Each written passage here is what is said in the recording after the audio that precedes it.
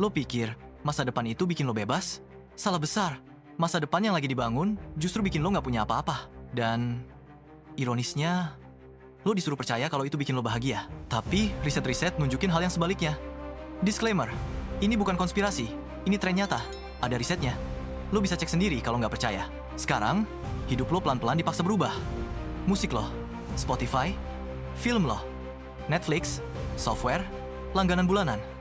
Bahkan mobil dan furnitur bisa disewa. Lo dikasih akses, tapi akses itu bisa dicabut kapan aja. Ada penelitian di Australia tahun 2024 yang nunjukin orang yang punya rumah penuh, tanpa utang, cenderung lebih bahagia dan puas dengan hidupnya dibanding penyewa. Artinya apa? Kepemilikan itu penting buat rasa aman. Tapi sekarang, rasa aman itu justru diambil. Generasi Z dan Alpha bangga jadi minimalis. Katanya nggak perlu banyak barang, yang penting pengalaman. Tapi sadar nggak?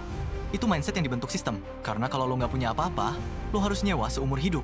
Riset di Kanada nunjukin, pemilik rumah memang cenderung lebih puas dengan hidupnya dibanding penyewa.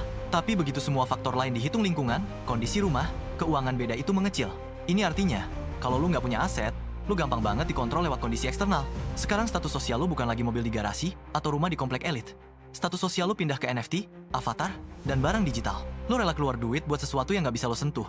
Dan, kalau server mereka mati, semua aset digital lo lenyap. Penelitian di Cina bahkan nunjukin, budaya masih nganggep nyewa rumah itu penuh krisis dan keterbatasan. Sementara punya rumah sendiri identik sama kenyamanan dan kehormatan. Jadi jangan kira manusia bakal senang tanpa kepemilikan.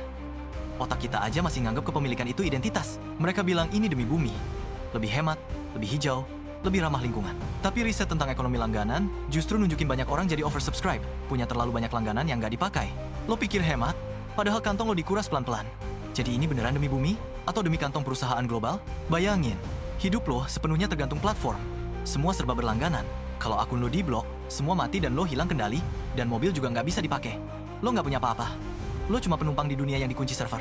Dan studi di Eropa nunjukin, yang bikin orang bahagia itu, sebenarnya stabilitas tinggal lama di satu tempat. Masalahnya, kalau semua disewa, lo udah kehilangan stabilitas itu. Lo cuma nomaden digital yang hidupnya bisa diputus kapan aja. Jadi, mau sampai kapan lo jadi budak langganan? Lo nggak punya rumah, nggak punya mobil, bahkan nggak punya identitas digital yang bener-bener milik lo. Pertanyaannya, siapa yang sebenarnya punya dunia ini? Dan kalau semua bukan milik kita, apa kita masih bisa bilang, ini kebebasan? Atau jangan-jangan, ini cuma perbudakan modern dengan wajah baru?